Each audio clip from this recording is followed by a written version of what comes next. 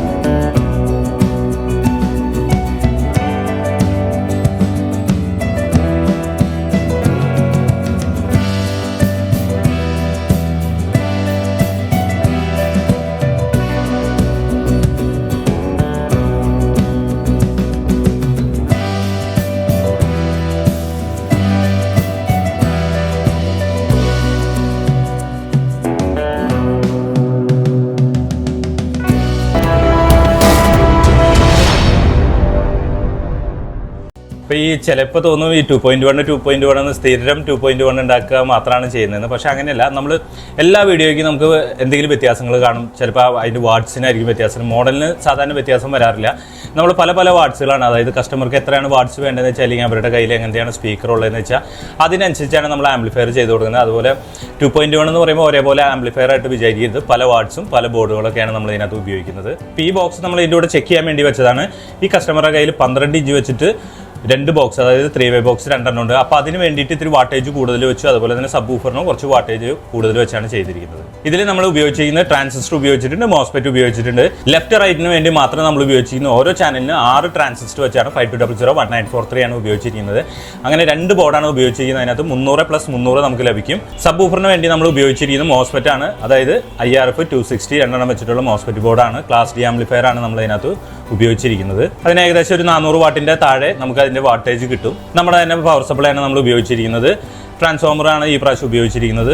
BT board നമ്മൾ സ്ഥിരം ഉപയോഗിക്കുന്ന യൂണിവേഴ്സലിൻ്റെ UPC 1892 എന്ന് പറയുന്ന ഐസ് വെച്ചിട്ടുള്ള BT ബോർഡ്, അതായത് ബേസും ട്രിബിളിന് വേണ്ടി ഉപയോഗിച്ചിരിക്കുന്ന പ്രീ സ്റ്റേജ്. സബിൻ്റെ പ്രീ ബോർഡ് ഉപയോഗിച്ചിരിക്കുന്നത് മഹാരാജയുടെയാണ്. JRC 458 വെച്ചിട്ടുള്ള SMD ടൈപ്പ് ഐസ് വെച്ചിട്ടുള്ളതാണ് നമ്മൾ ഇതിനകത്ത് സബ് പ്രീ ബോർഡ് ഉപയോഗിച്ചിരിക്കുന്നത്. സ്പീക്കർ പ്രൊട്ടക്ഷൻ നമ്മൾ സ്ഥിരം ഉപയോഗിക്കുന്ന പവർടെക്കിൻ്റെ 2.1 തന്നെയാണ് സ്പീക്കർ പ്രൊട്ടക്ഷൻ ഉപയോഗിച്ചിരിക്കുന്നത്. പിന്നെ ഇതിൻ്റെ ഫ്രണ്ട് പാനലിൽ വന്നിരിക്കുന്നത് മാസ്റ്റർ ഓളിയാണ്. അതായത് മാസ്റ്റർ ഓളി എന്ന് പറയുന്നത് ലെഫ്റ്റ് റൈറ്റ് ചാനലിൻ്റെ ഓളിയും സബിൻ്റെ ഓളിയോ ഒരേ സമയത്ത് നമുക്ക് കൂട്ടാനും കുറയ്ക്കാനായിട്ട് സാധിക്കും. പിന്നെ ഒരു എൽകോമിൻ്റെ നല്ലൊരു പവർ സ്വിച്ച് വെച്ചിരിക്കുന്നു. സബ് വൂഫറിന് വേണ്ടി ഒരു ഓളിയും കൊടുത്തിരിക്കുന്നു. ലെഫ്റ്റ് റൈറ്റ് ചാനലിന് വേണ്ടി മാത്രമായിട്ടാണ് നമ്മൾ ബേസും ട്രിബിളും കൊടുത്തിരിക്കുന്നത്. അത് സബ് വൂഫറിലേക്ക് നമ്മൾ കണക്ട് ചെയ്തിട്ടില്ല. നമുക്ക് ഇതിനകത്ത് 3 സോഴ്സ് ഉണ്ട്, 2 ഓക്സിലറി ഉണ്ട്, അതുപോലെ തന്നെ USB-യിൽ നമുക്ക് ബ്ലൂടൂത്ത് ഉപയോഗിക്കാം, FM ഉപയോഗിക്കാം, പെൻഡ്രൈവ് ഉപയോഗിക്കാം. പുറകുവശം വന്നിരിക്കുന്ന നമ്മൾ 2 ഓക്സിനുള്ള ഇൻപുട്ടും ആന്റിനിക്കുള്ള ഔട്ടാണ് നമ്മൾ കൊടുത്തിരിക്കുന്നത്. അതുകൂടാതെ 3 ചാനലിലും, അതായത് സബ് വൂഫറിനും ഫ്രണ്ട് ലെഫ്റ്റ് റൈറ്റിനും നമ്മൾ ബനാന സോക്കറ്റ് തന്നെയാണ് കൊടുത്തിരിക്കുന്നത്. ഇത് നമ്മൾ കളർ കോഡ് നോക്കി തന്നെ ചെയ്യുക, പ്ലസ് മൈനസ് മാറാതെ, അതായത് പൊളാരിറ്റി മാറാതെ തന്നെ നമ്മൾ സ്പീക്കർ കണക്ട് ചെയ്യാൻ ശ്രമിക്കുക. ഇത്രയൊക്കെയാണ് ഇതിന്റെ ഫ്രണ്ടും ബാക്കും വന്നിരിക്കുന്നത്. ഇത് നമുക്ക് ഇന്ന് ചെക്ക് ചെയ്ത് നോക്കാം. ഇതാണ് നമ്മുടെ ആംപ്ലിഫയറിന്റെ ഉൾവശം വന്നിരിക്കുന്നത്.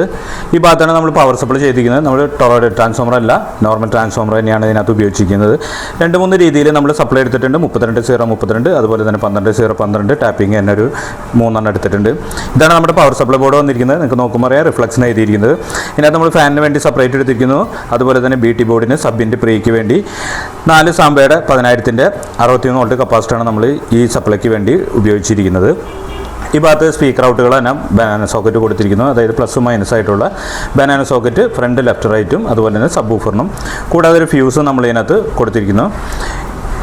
ഈ ഭാഗത്താണ് ഇതിൻ്റെ പ്രീ സ്റ്റേജ് വന്നിരിക്കുന്നത്. നമ്മൾ സ്ഥിരം ഉപയോഗിക്കുന്ന യൂണിവേഴ്സലിൻ്റെ 1892 എന്ന് പറഞ്ഞ IC ഉപയോഗിച്ചിട്ടുള്ള BT ബോർഡാണ് ഇതിനകത്ത് ഉപയോഗിച്ചിരിക്കുന്നത്.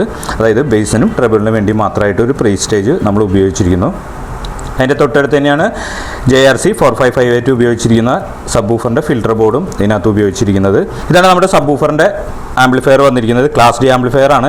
ഇതിനകത്ത് മോസ്ഫെറ്റ് ആണ്. മോസ്ഫെറ്റ് നല്ല സോഫ്റ്റ് പഞ്ചാണ് കിട്ടുന്നത്. മോസ്ഫെറ്റ് വന്നിരിക്കുന്നത് IRF 260 ആണ് ഇതിനകത്ത് ഉപയോഗിച്ചിരിക്കുന്നത്. നമുക്ക് മാക്സിമം ഇത് 400 വാട്ട് വരെ കിട്ടും. വോൾട്ടേജ് കൂടുന്നതിനനുസരിച്ച് 400 വാട്ടോളം കിട്ടും. എത്രയാണ് വോൾട്ടേജ് കുറയുന്നതെന്ന് വെച്ചാൽ അതിനനുസരിച്ച് വാട്ടേജ് കുറഞ്ഞു വരും.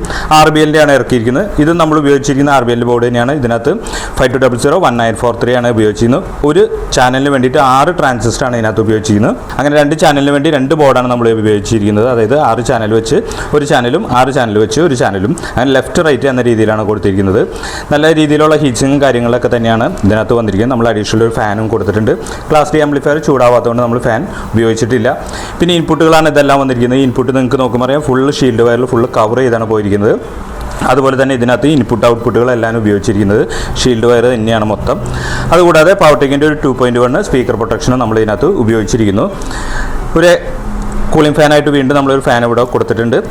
ഇത്രയൊക്കെയാണ് ആംപ്ലിഫയറിൻ്റെ ഉൾവശം വന്നിരിക്കുന്നത്. ഇപ്പോൾ നമ്മൾ കൊടുത്തിരിക്കുന്നത് ലെഫ്റ്റ് റൈറ്റ് 2 ബോക്സ് മാത്രമാണ് കൊടുത്തിരിക്കുന്നത്. സബ് വൂഫർ നമ്മൾ വോളിയം കട്ട് ചെയ്ത് വെച്ചേക്കാണ്. ലെഫ്റ്റ് റൈറ്റിൻ്റെ ചാനലിൻ്റെ ബേസ് ട്രിബിൾ നമ്മൾ ഫുള്ളാക്കി വെച്ചിരിക്കുന്നു. ഈ 3-way ബോക്സാണ് 2 എണ്ണം കൊടുത്തിരിക്കുന്നത്. ഇനി നമുക്ക് 2-way ആയിട്ടാണ് നമ്മളൊന്ന് പ്ലേ ചെയ്ത് നോക്കാം.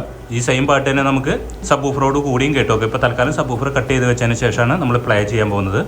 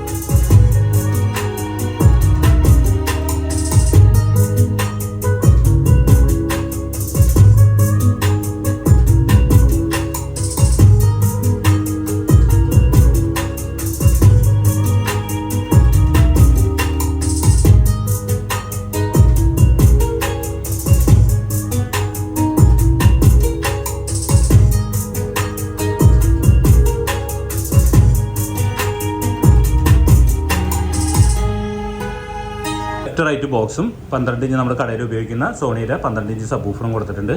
ഇനി നമുക്ക് ആ സെയിം പാട്ട് തന്നെ ഒന്ന് പ്ലേ ചെയ്ത് നോക്കാം.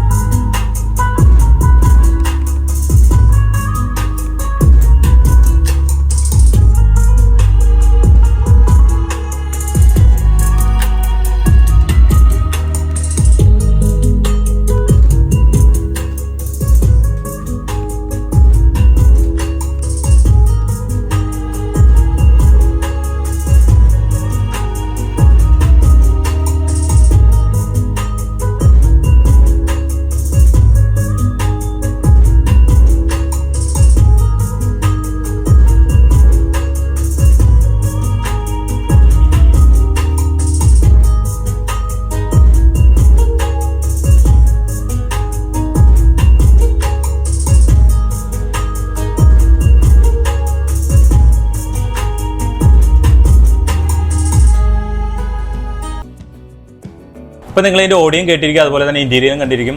പിന്നെ ഇതിനെക്കുറിച്ചുള്ള എല്ലാ ഡീറ്റെയിൽ, അതായത് നമ്മൾ എന്ത് ബോർഡ് ഉപയോഗിച്ചിരിക്കുന്നത്, എന്ത് കമ്പനിയുടെ എന്തൊക്കെ ഇൻപുട്ട്, എത്ര വാട്ട്സ്, ഇതിൻ്റെ വില വിവരങ്ങൾ, എന്തൊക്കെ ഔട്ട്പുട്ടുകൾ, എന്തൊക്കെ ഇതിനകത്ത് ഫംഗ്ഷനുകളുണ്ട്, ഇതെല്ലാ ഡീറ്റെയിലും ഞാൻ താഴെ ഡിസ്ക്രിപ്ഷനിൽ കൊടുക്കാറുണ്ട്. നിങ്ങൾ ആരും വായിച്ചു നോക്കാറില്ല, വീഡിയോയിൽ പറഞ്ഞാലും നോക്കാറില്ല, താഴെ നിങ്ങളൊന്നും ചെക്ക് ചെയ്യില്ല. പ്രൈസ് അറിയണമെങ്കിൽ താഴെ ഡിസ്ക്രിപ്ഷനിൽ നിങ്ങളൊന്ന് ചെക്ക് ചെയ്താണ് എല്ലാ ഡീറ്റെയിലും നിങ്ങൾക്ക് അറിയാൻ സാധിക്കും. പിന്നെ ഇതിനെക്കുറിച്ച് ഡയറക്റ്റ് നിങ്ങൾക്ക് അറിയണമെന്നുണ്ടെങ്കിൽ മാക്സിമം വാട്സപ്പ് ചാറ്റ് ഒഴിവാക്കാൻ നോക്കുക. ഡയറക്റ്റ് കോൾ വിളിക്കുക. കോൾ വിളിച്ച് കഴിഞ്ഞാലാണ് നമുക്ക് നിങ്ങൾ പറയുന്നത് എനിക്ക് മനസ്സിലാവുള്ളൂ, ഞാൻ പറയുന്നത് നിങ്ങൾക്ക് വ്യക്തമായിട്ട് മനസ്സിലാവുള്ളൂ. അതുകൊണ്ടാണ് കോൾ വിളിക്കാൻ പറയുന്നത്. ചില സമയത്തൊക്കെ കോൾ എടുക്കാതെ പുറത്തായിരിക്കണം, അല്ലെങ്കിൽ ചില പർച്ചേസിങ്ങിലൊക്കെ ആയിരിക്കും ഉണ്ടായിരുന്നു. ഇത്രയൊക്കെയാണ് ഇന്നത്തെ വീഡിയോസിലുള്ള. ഇന്നത്തെ വീഡിയോ നിങ്ങൾക്ക് എല്ലാവർക്കും ഇഷ്ടമാവുകയാണെങ്കിൽ, അതുപോലെ തന്നെ ഉപകാരപ്പെടുകയാണെങ്കിൽ ലൈക്ക് ചെയ്യാനും ഷെയർ ചെയ്യാനും കമൻറ്റ് ചെയ്യാനും മറക്കരുത്. കൂടാതെ സബ്സ്ക്രൈബ് കൂടി ചെയ്യാൻ ഓർക്കുക. ആ സബ്സ്ക്രൈബ് ബട്ടന് തൊട്ടടുത്ത് തന്നെ ഒരു ബെല്ലൈക്കൺ കാണാം. അത് അമർത്തിയാലാണ് നമ്മുടെ ചാനലിൽ വരുന്ന എല്ലാ വീഡിയോസും നിങ്ങൾക്ക് പെട്ടെന്ന് നോട്ടിഫിക്കേഷൻ ആയിട്ട് ലഭിക്കുകയുള്ളൂ. നമുക്ക് അടുത്ത വീഡിയോയിൽ കാണാം.